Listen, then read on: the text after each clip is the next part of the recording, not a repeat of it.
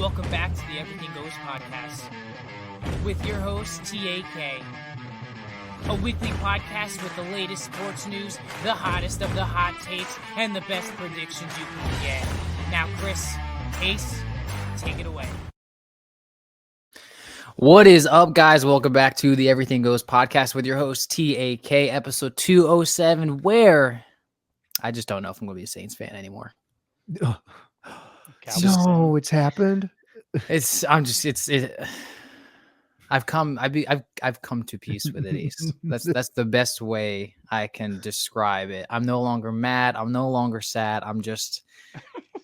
It is what it is. My golden era of a New Orleans Saints fan is over. I regret getting into it. All of the above. You had your Super Bowl. You crushed the Yes. Cowboys. You know, man, the best way I can explain it is, Is this where we're gonna begin? I just need to get it off my chest, man. I don't know what to point my finger at anymore. You watch the games, you got healthier this week. The offense line still sucked absolutely. Spencer Rattler couldn't get anything going, was pressured, dropped passes. Taysom Hill dropped a pass for an interception. Alvin Kamara's played a broken hand. Defense held the game almost to nothing. It sounds like to me Broken hand. that it's time to blame the players. You know, the coach is always the first one to fall on this freaking sword, but he's not the one that's out there executing the plays. I mean, look at the Cowboys. Absolute trash. I hope we get a top 5 draft pick next year, although we're locked into a quarterback that absolutely sucks right now. Where do you go to improve the team? I don't know, but a top 5 draft pick? You know, I'm sitting there at 2-6, and I'm like, top 5, man, like, I hope so. I'm sitting there at 2-6. I'm like, we're this close to like, we could have a top 5, top 8 pick. A lot of quarterbacks coming in the draft this year. I mean, you're locked in with Derek Carr till at least next year, though. So that's not like you could obviously get out of that. But as a Saints fan, so here's I called my only Saints fan yesterday that I know. I grew up with him. His name is Hunter. What the heck is this guy's name? Hunter, we hope you're listening. Saints special teams coach. So It's probably a short my conversation. it was a 20-minute conversation. We were just talking about all the different things that have gone wrong this year. My ideal situation that I would love to happen right now would be fire Dennis Allen.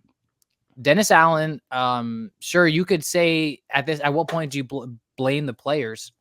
Dennis Allen in his career with the Saints, like 27-50. It's like that's his record's somewhere around there. Even when we were healthy, we have been a mediocre team. Like, we've never been a great team under Dennis Allen. So something has to change. I mean, at the end of the day, something has to change, right? I mean, you've seen coaches get fired over less.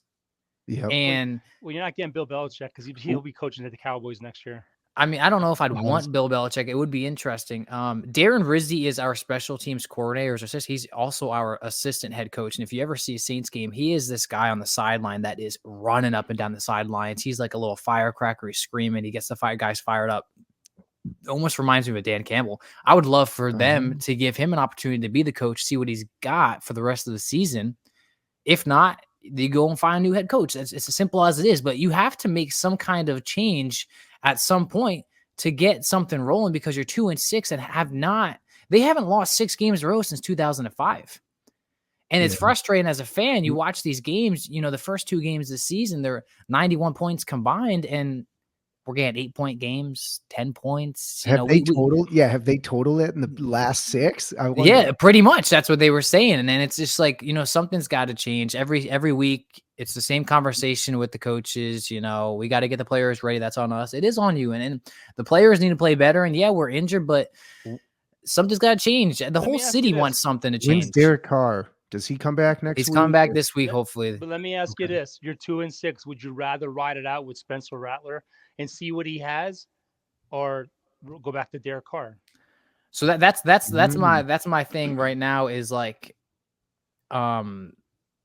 you start Spencer Rattler 3 games. The first 2 games, it's 2 games in 10 days because we have Thursday night game. No offensive line during those 2 games. You get offensive line back this game. And statistically, like, he was playing a good game, kept the ball safe, wasn't throwing any picks until Taysom Hill dropped the 1 and was picked off. But there was no movement of the ball. And I kind of blame, and here's again where it's like, all right, does he know the full purse of the playbook that Clint Kubiak just isn't running all of the same plays that we were running weeks 1 through 2. It's very stale. It's very like not getting a lot of yardage. So they put in Jake Haener.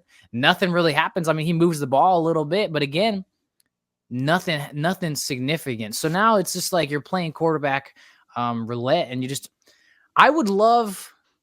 My ideal thing was I listened to this one guy. The ideal situation you're hoping for is to make any kind of playoff run. You got to finish at least 9-8, and that means you have to go 7-2 in these last 9 games. Almost the impossible. Is there hope as a Saints fan? Of course, you always have that hope. Like, oh my, that'd be an amazing miracle story. Derek Carr comes back, 7-2.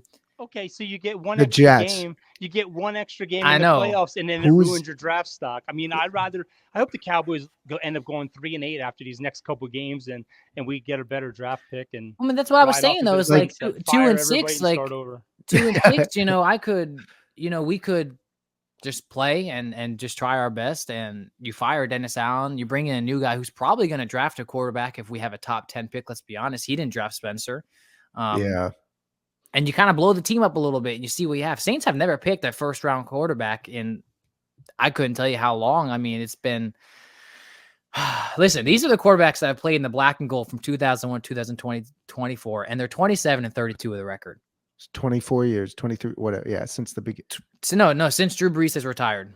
Okay. 0 playoff appearances. You had Jameis Winston, then Trevor Siemian comes in, finishes the season. Taysom Hill, Ian Book, Andy Dalton, Derek Carr, Jake Haener, Spencer Rattler. It's starting to look. It's starting to look like. Remember that Browns meme that we used to make fun of, where it was just the jersey and there was just tape layers of all these different quarterbacks' names. The Saints don't have an identity, man. Like you watch this game, you watch the Saints season. You have players of heart, and they love this city. I mean, Alvin Kamara being a great example. He could have just went like, I want to go walk away and shoot for something else. And he stays and gets a 2-year extension, but it's like they have no identity. They need, and I think Dennis Allen has always been a good defensive coordinator, but you need to do something. Like at some point you can hope for hope and be like, Dennis has been okay and we have been injured, but like you have to do something. The city is going to burn if you don't do something. You have to have a spine and fire somebody. The city might burn after next week anyway. Gosh, man, it's a lot of cities, Chris. Here's what's gonna happen. They're gonna go into they play the Panthers. Watch them destroy the Panthers, and everyone's be like, Dennis Allen's great. See, this is what we're talking about. Dennis Allen's good. And it's like, no, we're playing one of the worst teams in the league. It's just something has to change, and I think Dennis Allen needs to go. You bring someone in. Robert Saleh's out there. You can bring him in next year. I thought he was a good coach to the Jets. I think the Jets are at the Packers camp the other day. Isn't it funny the Jets have the same record? As you were talking, that dawned on me that they both have the same record, and it's like, we're talking about the Jets. Then this is the last stat I want to share as a Saints fan, and then we could just go on. This is Dennis Allen's record versus opponents with winning records through his coaching with New Orleans Saints. He's 3-10. That's trash. That's absolute trash. You're not going to make the playoffs. You're not going to win the playoff games. Nope. Versus opponents with as many wins or losses, they're 4-5, still under 500. And then opponents with losing records, he's 11-9. Like, that's still not. Yeah, that's still nothing. That's mediocre. He's 26-52 as a head coach. You have to have a back spine and get rid of him. That's as simple as it is. Something has to change. The fans are tired of it. That's it. But this was one of my rants yesterday on X. We have to stop freaking paying these players just because of who they are and who's next in line for the big contract. I mean, Dak's 2-5 in the playoffs. Sure, he dominates the NFC East as far as his record goes, but that doesn't get you anything. That gets you one game in January. It's not cutting it. And to pay these guys $60 million, $35 million for a receiver, and then Micah Parsons will probably get $30 to $35 million. That's over $120 million for 3 players. You can't build the championship team if you continually just throw this money at these people. And then you have to start coming after them. You know what? You're not cutting it anymore. You know what? Bench them. Who cares if he's $60 million? Bench him. Because you know what? At the end of the day, it drives me nuts when teams are getting blown out and you see them on the sideline smiling and laughing, having a good time. Yeah. Yeah, That's like Addison. We can dive into the Jets if you want, but that same attitude as Addison. He was complaining or posted something cryptic on X. Yeah. But Dad, what do you think about the whole Trayvon Diggs thing? Coming at that reporter for just doing his job and tweeting out news, and then Trayvon Diggs, man, just really lay into that poor guy. Because he's another one, $96 million. You don't play like crap. You play like crap. You don't know how to tackle. You're afraid to tackle freaking running backs. And then somebody comes down and calls you out on it. And guess what? They don't like that. They don't like the bad posts about them. But you know what? At the end of the day, you know what? The people are the ones that pay you. And they need to start having that fight to win championships and not just to get a paycheck. Sure, it's a kid's sport and everything, but you know what? There's a lot of people that throw money towards you, that go to these games, and to watch you half-ass it. No. Yeah, I know. Well, have you seen that video that's gone viral of the Bears defensive player? He's like waving to the crowd, comes over, and he's the one that ends up tipping the ball, and they win. Yeah. I'm sure I mean, you imagine the hate that he gets into that locker room at that point. 100%. Yeah, that's sort of embarrassing, and that's like, if you don't believe in karma, just show people that. But you know what? If they would have scored that touchdown and running that ball in on the 1 yard line, they would never have been in that situation in the first place. That's a bad loss for the Bears. Yeah. Hey, they let him. Sorry, the play before that, they let him, without defending the play, they let McLaurin get open for an easy 13-yard gain. To set up that Hail Mary. Listen, Washington's legit.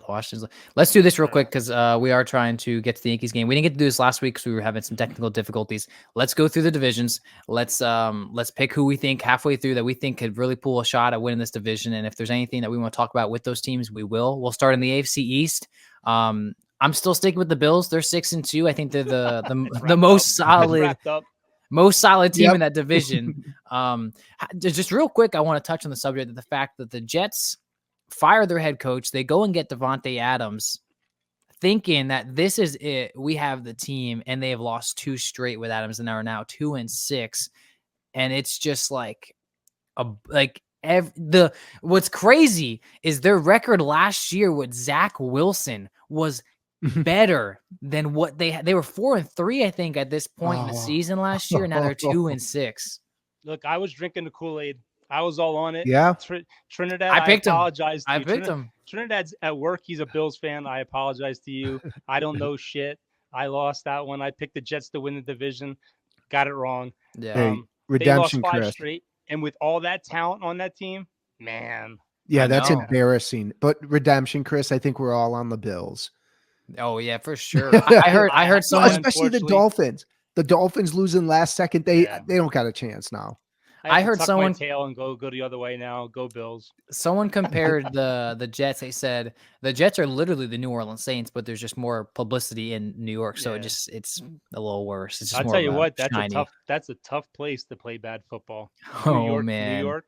You know those fans are mad. We move into the AFC North. Russell Wilson comes into the Steelers and absolutely dominates the haters who said that's Justin Fields' team. There's no way Russell Wilson should be in yet. They're sitting there at 5-2. Don't got my glasses on. 5-2. Ravens lose to Jameis Winston. His first start with the Cleveland Browns, though. They announced today he's the starting quarterback going forward. Yo, did you see the video where he's giving his little huddle and he goes, "Hey man, listen, you play for that logo on your helmet," and the guy goes, "We ain't got no logo on our helmet."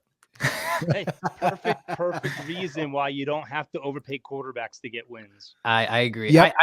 This is an interesting one because I think the Steelers and the Ravens will battle it out. I think that the Bengals are still a sleeper because their offense is still playing very well. I'm done. I'm done with them. I'm so done with them. They're only 2 out, Ace. They're only 2 out. And I still feel like in my heart, I'm going to pick the Bengals to come back in this division and win it. You just needed to beat the Eagles. Same with the Vikings. The Vikings needed to beat the Rams. I'm not that I'm out on the Vikings, but it's just hard to root. The Ravens win at division. Steelers will not be in second place. They'll fall to third. Wow. See, Ty, I think I got to switch. I think you picked Ty. I think you picked the Steelers in the last week. I think I picked the Ravens. I went with the Bengals. Oh, that's right. Ravens.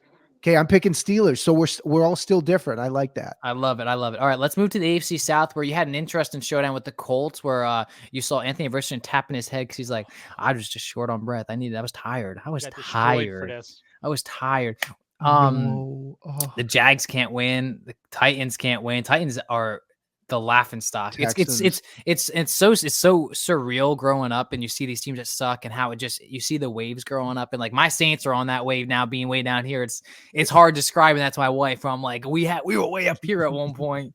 I'm still taking the Texans. Yeah, I'm still taking the Texans. I think the Texans are lights out. I love CJ Stroud. I heard Diggs though might possibly have a torn ACL or something. He got hurt yesterday, and Nico Collins is coming back in 2 weeks. Week 10, he'll be back. He's coming back from a hamstring injury. So, they have big names keep falling, but it's their defense that carries them. They're still a good team, and they're young, good coaching staff. I love the Texans. Super Bowl pick. Yeah. That's a good pick. God, if they can get those in, they'll get the guys back toward the end of the year, you'd hope. Yeah. Ace, who are you picking? You taking the Texans there? Yep, Texans. AFC West, Chiefs still undefeated. Probably the most overrated undefeated team, in my opinion. That's 7-0. But Bo Nix just came off his best game. But in Sean Payton's word, we didn't play much of a good offense in the Carolina Panthers. Chargers, maybe getting. I would love to see the Chargers go far with Jim Harbaugh, but I think I'm still going to take the Chiefs in this division. I think the Broncos will put up a fight, but I think it's the Chiefs to lose. Dude, Mahomes is the fastest quarterback to freaking 30,000 yards. He did it in 103 games. What? Yeah. Wow. Yesterday, they're 7-0, but yesterday they were 12 of 15 on third down. And Kelsey tore it up yesterday. 10 receptions. Tight ends day, baby. They set a record. 10 receptions for 90 yards and a touchdown. They set a record. They set a record for tight ends day. Hey, so you taking that division? Yep, Chiefs. They just win any sort of game you want to play against them. They win. My thing is, how legit are the Broncos?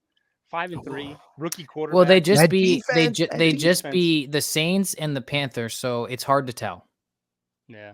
I love Sean Payne. I think Sean Payne's a very good mastermind, and I think Bo Nix could be a good player in this league if he learns to set his feet. You know what's crazy? Every year, the Broncos always beat Kansas City at least one game. At least one game. I used to love when Peyton Manning would battle Phillip Rivers going into Kansas City and Denver. Like those were great times. Moving into the NFC, I'm still rolling with this wild card pick. NFC East, I'm still rolling with the Commanders. I am. I think Jaden Daniels playing with the hurt ribs, throwing the Hail Mary for the win. I like it. I like it. Screw it. Look, I have all this beautiful gear back here hanging on the wall collecting dust, but this is the Eagles division, man. The Eagles just look really, really good. I'm sorry. They went off in the month of October. I think they were undefeated. The Bears should have won that game. The freaking Commanders haven't beaten a tough team yet. They lost to Baltimore and they lost to Tampa Bay. I see Eagles. I like the Commanders still. I do too. NFC North, you have the Lions, Packers, Vikings, Bears. Still really tight. Yeah, best division of football. I still think it's the Lions to lose. I think you have to go through Detroit to win the NFC. But the Packers though, I'm still high on the Jordan Love and the Packers. But I'm gonna pick the Lions here. Jordan Love got hurt yesterday again, so who knows how long he's gonna be out. If he's gonna be out, they ride with the defense. They have all those young receivers, man. They should send one to Dallas. That's what we need. Yeah. I still think it's going to come down to those head-to-head games, but I think the Lions, man, they're just on a whole another plane right now. They're just playing solid. Chris, they have one of those head-to-heads, so they play this weekend, which will be they have a bye. The Packers have a bye after, so if they sit Love, they'll likely have him come back the finale or whenever they play him the second time around. But you mark my words, the Bears play their first division game week 11. You watch how fast that team goes under 500. I don't know. I like the Bears. The defense is amazing, but they don't produce enough points to stick with any of those teams. The Vikings, the Lions, the Packers. I agree. I like Lions too. I gotta side with Lions. This is a big week though. Big week. Getting down to the last two divisions, probably the least exciting. NFC South. Falcons having a big win over the Bucks this week and are still undefeated in the division, which is, I think, the reason why I'm going to pick them. I think the Buccaneers still play hard this year, but the Falcons being 4-0 in the division is really huge, especially when it comes down to that playoff picture in the end. I'm taking the Falcons. Falcons are in the driver's seat. Tampa Bay has a lot of injuries. I just think the Falcons, they're getting better each week. And, that does hurt. That does hurt the Bucks. I mean, you lose Godwin. Evans is hurt every year with the hamstring. Soft tissue. I got to side Falcons too. Offensively, they look good. They seem to be healthy across the board. And the fact that unfortunately the Saints and the Bucs are the only other teams in that division that can hold their own, they're banged up. Panthers haven't been good since Cam Newton was good, and the Saints lost their identity and are completely. No one's gonna admit it, but they are entering a rebuild with all that talent they have on paper, which is sad. Yeah. NFC West: Cardinals, 49ers, Seahawks, Rams. Interesting division. Everybody's involved. Everyone's in it yet. Everyone's still involved. It almost reminds me of the Texans and Colts and Jags division the past couple of years. I like what I'm seeing from the Cardinals, but I'm also I feel like you always got to ride with the 49ers. Like, I mean, the talent is outstanding on paper. Christian McCaffrey's coming back week 10. Mm-hmm. If he can stay healthy, he opened his practice window, so he's coming back. Yeah, so it's just like I'm rolling with the 49ers. Stretch run. Yep, Niners. Book it. I like the Rams. After what the Seahawks did, though, I don't really trust them much.